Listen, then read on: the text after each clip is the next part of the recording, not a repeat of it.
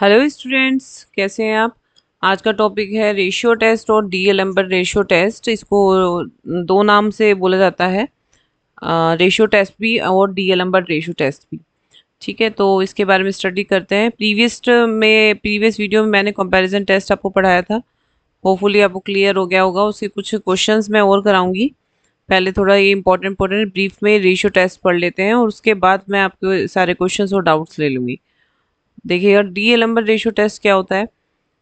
Ratio test of two consecutive term में ratio test का मतलब ही क्या है, रेशियो निकालना।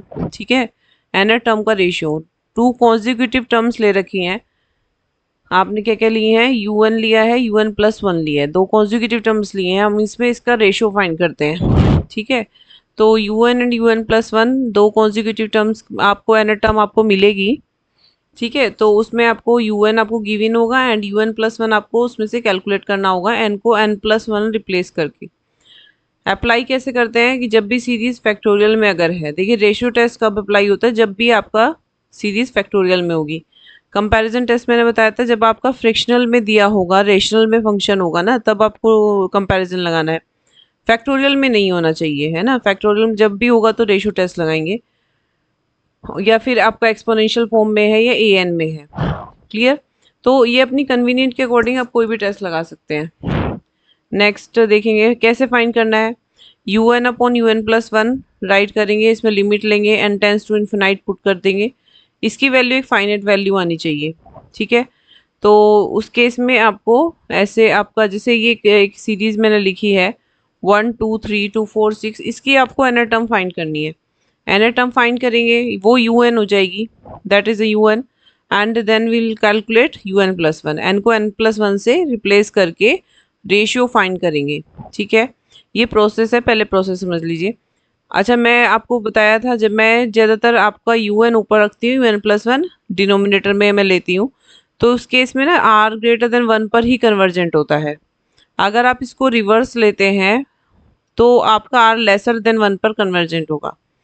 तो इस मेरे केस में ये रहता है, क्योंकि ज़्यादा मोस्ट ऑफ द केसेस में ग्रेटर देन 1 मुझे थोड़ा कंफ्यूजन नहीं हो पाऊंगी मैं, इसलिए मैं लेती हूँ। UN ऊपर रख सकते हैं, UN+1 नीचे। आप कहोगे कि हमारे टीचर्स ने वैसे कराया, तो आपको जैसे ठीक लगे वैसे कर सकते हो। और ये मेथड भी एकदम एब्सोल्युटली करेक्ट है, कोई प्रॉब्लम नहीं है इसमें। एब्सोल्यूट टेस्ट भी होता है एक, वो भी कराऊंगी। ठीक है, तो जब भी आपका R>फाइनाइट जो वैल्यू आई है, सपोज यहाँ पे 2 आ जाती है, तो 2 इज ग्रेटर देन 1, तो इट मीन्स जो UN होगा, जो सीरीज होगी, है ना, जो सीरीज होगी वो सीरीज कैसी होगी, कन्वर्जेंट सीरीज होगी। और अगर ये <1 रहता है तो सीरीज डाइवर्जेंट होती है। और R=1 के केस में टेस्ट फेल हो जाता है। नेक्स्ट पे आते हैं, R=1 के केस में रेशियो टेस्ट गेट फेल। ठीक है, तो व्हाट इज द एक्सप्रेशन, देखिएगा।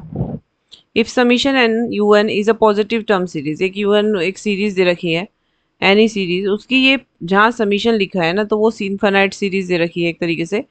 पॉजिटिव, हमेशा पॉजिटिव टर्म सीरीज होगी, उसमें से आपको UN फाइंड करना है, UN आपको निकालना पड़ेगा, एन टर्म बनानी आनी चाहिए।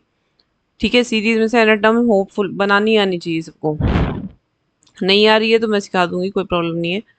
इधर देखिए, UN+1 आपके पास टू कॉन्जिक्यूटिव टर्म्स हो जाएंगी, दोनों को रेशियो निकालना है, डिवाइड कर दो, लिमिट लेनी है, लिमिट को होपफुली लेनी आती होगी। लिमिट लेने के लिए बेटा मैंने आपको बताया था n कॉमन लेना है।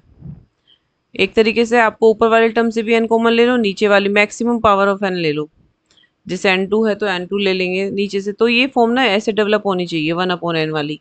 जब भी ऐसे फॉर्म डेवलप हो जाएगी तभी आप लिमिट यूज़ करेंगे, लिमिट यूज़ कर लेंगे। ठीक है, तो हमारा यही वाला टर्म, ये इंपॉर्टेंट कंसेप्ट है।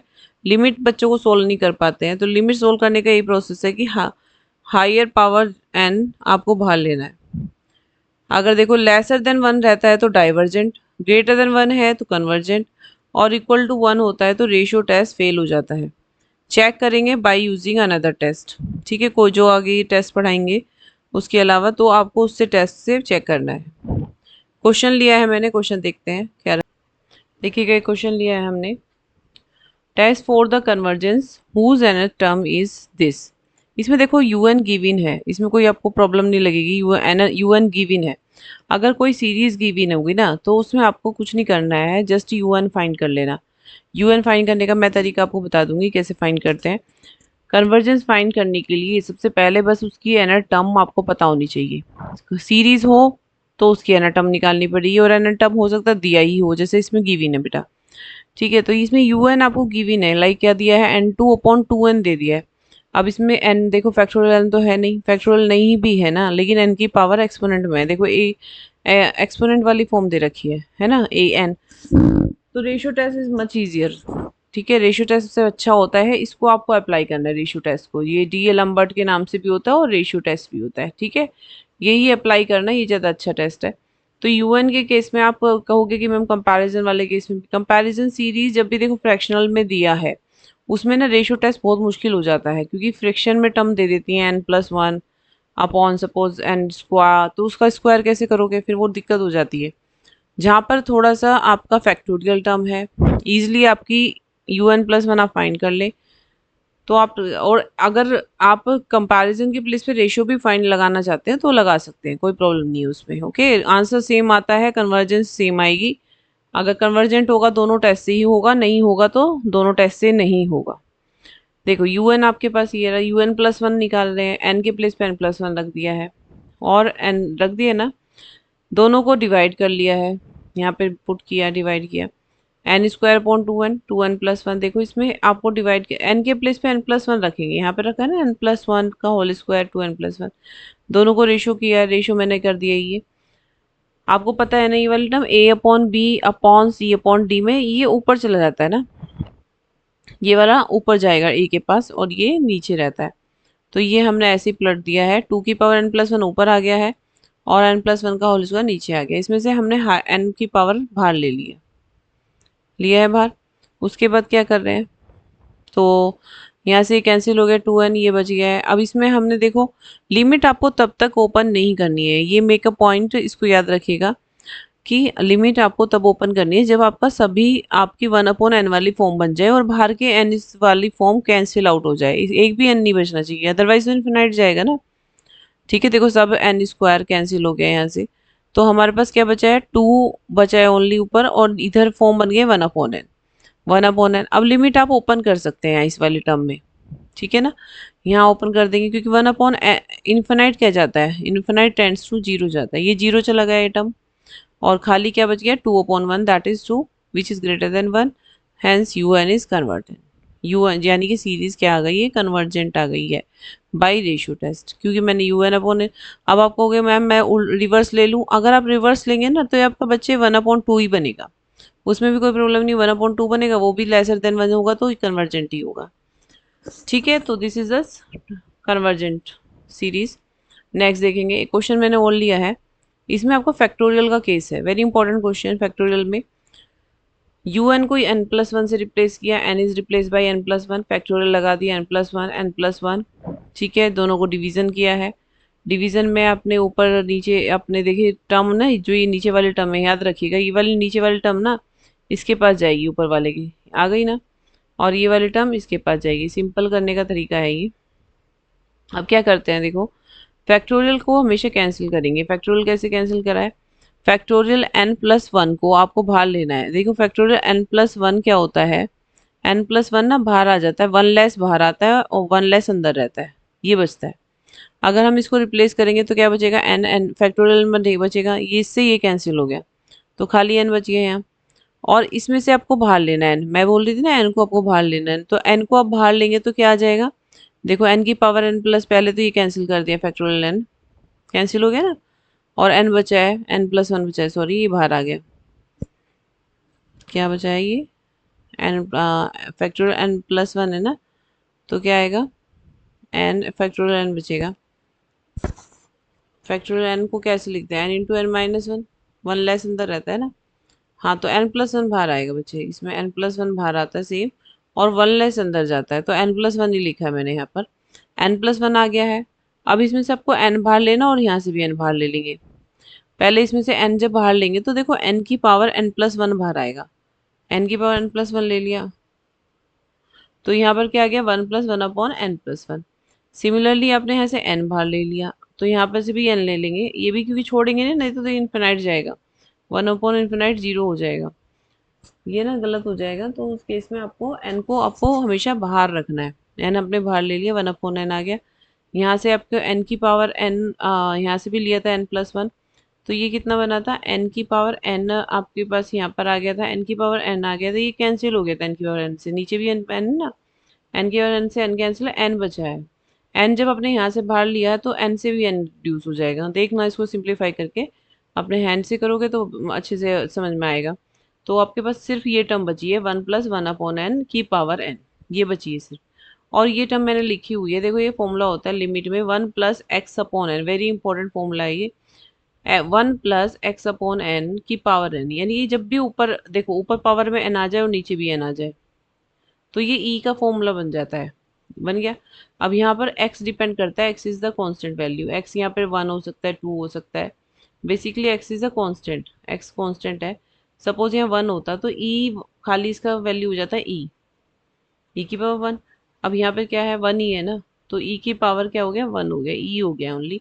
और ई की वैल्यू किसके बीच में लाई करती है, 2 और 3 के बीच में लाई करती है, 2 और 3 के बीच में लाई करती है, दैट इज अ कन्वर्जन, यानी दिस सीरीज ऑल्सो कन्वर्जन ना, क्योंकि एक से ज़्यादा हो गई है।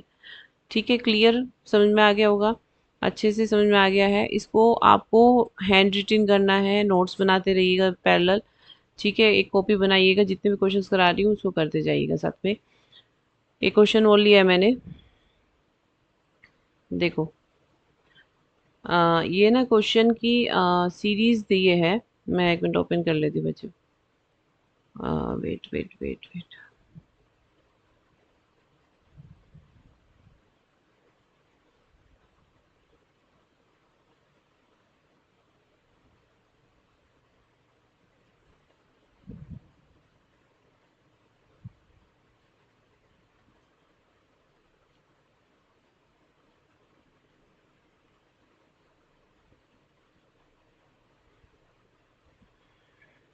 सीरीज हमारी ये रहा, देखिए एक क्वेश्चन मैंने ना इसमें से लिया, ये वाला दिस वन क्वेश्चन आप देख रहे हैं।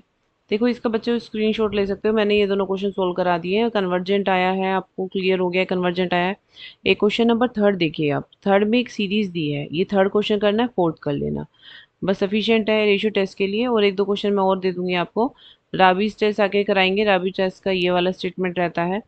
अभी आप पहले क्वेश्चंस देखिएगा, इसकी ट्रांसपोज का कन्वर्जेंस ये भी हो चुका है हमारा, इसमें से आपको देखना है तो आप इससे देखिएगा, इसकी स्क्रीनशॉट ले सकते हैं। नेक्स्ट देखिएगा, दोनों देखो इसमें ना आपको एनर टर्म दिया नहीं है, एक सीरीज दे दी है, इसकी आपको एनर टर्म फाइंड करनी है। तो बैक करते हैं, एनर टर्म फाइंड करने के लिए आप किस पे जाएंगे, मैंने इसकी ना एनर टर्म निकाली है। ठीक है, देखो अब यहाँ पर एनर टर्म कैसे निकाली है, यूएन आपका दे रखा था,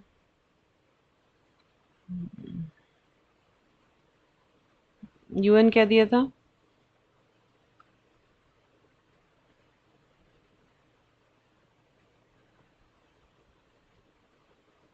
एक मिनट में ये ओपन कर लेती हूँ ना, ये रहा यूएन क्या है आपका, देखो 1 2 3, तो यानी कि एनथ में क्या बनेगा, एनथ में बनेगा आपके पास यूएन, आपके पास एनथ में क्या बन जाएगा, मैं यहाँ से ले लेती हूँ, वेट। हाँ, अब देखिएगा आपके पास यहाँ से आपको क्लियर हो जाएगा, ये यूएन है। इसकी एनथ टर्म क्या होगी, 1 2 3, इसकी बेटा ऐसे नहीं निकालेंगे, 1 2 3 अप टू क्या हो जाएगी, एक एन है ना, 1 2 3 एन हो जाएगी, एन। भाई यहाँ पे एक आया, यहाँ पे एक, दो आया, यहाँ पे तीन आया, 1 2 3, नेक्स्ट क्या आएगा, 1 2 3 4, एनथ में क्या आएगा, 1 2 3 up to nth. Clear, upon लगाएंगे, यहाँ पे क्या हो जाएगी नेक्स्ट, 3 5 7 अप टू, कितना होता है 3 5 7 की एनथ टर्म, 2n-1 हो जाएगी। ठीक है, प्लस डेड डैश, ये इसकी एनथ टर्म है, ये वाली देखो। थ्री कैसे, देखो यहाँ तीन आया है, यहाँ 3 5 आया है, फर्स्ट टर्म में तो क्या आ रहा है, फर्स्ट टर्म में सॉरी 2n+1 आएगा बेटा, फर्स्ट टर्म में तो 2 2 1 2 +1 3 आया, सेकंड टर्म में तो 2 2 4 +1 5 भी आ गया, थर्ड टर्म में तो 2 3 6 +1 7 भी आ गया, एन टर्म होगा तो 2n+1 तक जाएगा। ये ना, ये वेरी इंपॉर्टेंट क्वेश्चन है, इसकी एन टर्म निकालनी सीखिएगा। पहली टर्म हमने 1 2 3 लिया है, अब 2n लिखा है, सेकंड टर्म में 3 5 7, इसको जीपी सीरीज से भी कर सकते हो, जैसे 3 5 7, इसकी एन टर्म निकालते थे ना formula, first term plus n-1, कितना है डिफरेंस, 2 है, तो 2n-2 + 1, देखो यही आई है ना, ऐसे भी फाइंड कर सकते हैं। ठीक है, तो अब वापस से आइएगा। तो हमने देखो यही लिखा है 1 2 3 4 5 nth लिखा है, 3 5 7 2n+1 लिखा है। और यहाँ पे इस क्या दिया था, स्क्वायर था ना, होल स्क्वायर, तो एन टर्म भी स्क्वायर में ही जाएगा। तो एन टर्म भी अपने स्क्वायर में ले लिया है। अब इसकी कॉन्जिक्यूटिव टर्म रेशियो टेस्ट ही लगाएंगे, इस वाले केस में भी हमेशा क्या लगाएंगे, रेशियो टेस्ट अप्लाई करेंगे। यू एन फाइंड कर लिया, एन को किससे रिप्लेस किया, n+1 से किया, un+1। तो यहाँ पर देखिएगा n के प्लेस पे क्या रखेंगे, n+1 रखेंगे। अब आप कहोगे मैम ये कैसे रखा, 1 2 3 4 5 अप टू एन के प्लेस पे भी, तो जब हम रिप्लेस कर रहे हैं एन को किससे रिप्लेस कर रहे हैं, n+1 से कर रहे हैं, तो एन के प्लेस पे n+1 आ गया। अब ये क्या होगी, ये कहाँ से आ गया बेटा, इससे पहले वाली टर्म देखो क्या होगी, इससे पहले वाली टर्म एन होगी ना, इसलिए लिखा है ये इंपॉर्टेंट कंसेप्ट है, वेरी वेरी इंपॉर्टेंट कंसेप्ट। इससे पहले वाली टर्म जरूर राइट करनी है। देखो इससे पहले टर्म 4 है ना, इससे पहले टर्म 3 है, इससे 2 है, 1 है, तो इससे पहले टर्म क्या होगी, n होगी। नेक्स्ट देखिएगा 3 5 7 9 अप टू 2n+1 तक जा रहा है। इसको n के प्लेस पे पहले तो n+1 रखेंगे तो क्या आएगा, 2 2 4, n के प्लेस पे n+1 रखेंगे, कितना होगा 2n+3, 3 हो जाएगा ना। इससे पहले वाली टर्म क्या होगी, क्योंकि कितना है 9 है, 9 से 2 लेस आ रहा है ना, 2 लेस चल रहा है, 2 कम आ रहा है, तो इससे 2 कम कितना हो जाएगा, 1 ही बचेगा ना, ये आ जाएगी सेम टर्म। अब इन दोनों को डिवाइड करेंगे बच्चे, तो मैंने देखो डिवाइड का बीच में एक रेशियो बना लिया बस खाली ऐसे। जब डिवाइड करेंगे ना, देखो ये जो नीचे की टर्म्स है ना, इतनी यहाँ से लेके यहाँ तक का ये कैंसिल हो गया टर्म, यही इसमें लॉजिक है बस। इसलिए हम ये वाली पहली टर्म राइट करते हैं, ये इससे कैंसिल हो गया, ये वाला इससे कैंसिल हो गया। सिर्फ क्या बचा है, 2n+3 बचा है, ऊपर रख दिया, ये ऊपर चला जाएगा और ये नीचे रहेगा n+1 का स्क्वायर। क्लियर। तो अब यहाँ से आपने क्या लिया है, भार ले लिया, 2n का स्क्वायर आपने भार लिया है, मैंने आपको बताया ही है। जितनी भी n की टर्म होती है आपको 1/n फॉर्म डेवलप करनी है, लिमिट यूज करना है ना, लिमिट चलेगी, लिमिट यूज करेंगे। लिमिट क्या है, n टेंस टू इन्फिनाइट। तो आपने n बाहर ले लिया है यहाँ से, यानी n नहीं लिया, 2n पूरा मैंने बाहर लिया है ना। 2n का स्क्वायर के साथ आएगा, स्क्वायर भी है ना ऊपर, नीचे रख दिया 1+3/2n, और ये होल स्क्वायर। ऐसे सिमिलरली यहाँ से n बाहर लिया है, n स्क्वायर, ये आ गया 1+n, यहाँ से n स्क्वायर से n स्क्वायर कैंसिल, क्या बचा है, खाली 4 बचा है। और यहाँ लिमिट आप ओपन कर सकते हैं अब इजिली, क्योंकि 1/n फॉर्म डेवलप हो चुकी है, जो कि 0 जा रही है। ये 0 हो गया, ये 0 हो गया, दैट इज 1, और ये कितना हो गया, 2 2 4 4 विच is greater than 1, again convergent. तो सीरीज क्या आ गई है हमारे पास, कन्वर्जेंट आ गई है, चेक कर लेते हैं। इसका आंसर भी क्या है, कन्वर्जेंट ही है। अब आपको कौन सा क्वेश्चन करना है, क्वेश्चन नंबर 4 आपको करके देखना है। और इसके लिए जो भी अगर क्वेश्चन का आंसर है, कन्वर्जेंट है या डाइवर्जेंट है, आप मुझे कमेंट बॉक्स में लिख के भेजना। और इसमें कोई भी आपको क्वेश्चन नहीं क्लियर हो रहा है, 5th 7th 8th 9th में से आपने कर लिया होगा, तो वो आप मुझसे पूछ सकते हैं। आप मुझे कमेंट बॉक्स में पूछ लेना कि ये मैम प्लीज़ इस क्वेश्चन को आप रिपीट कर दीजिए। ठीक है बेटा, थैंक यू स्टूडेंट्स।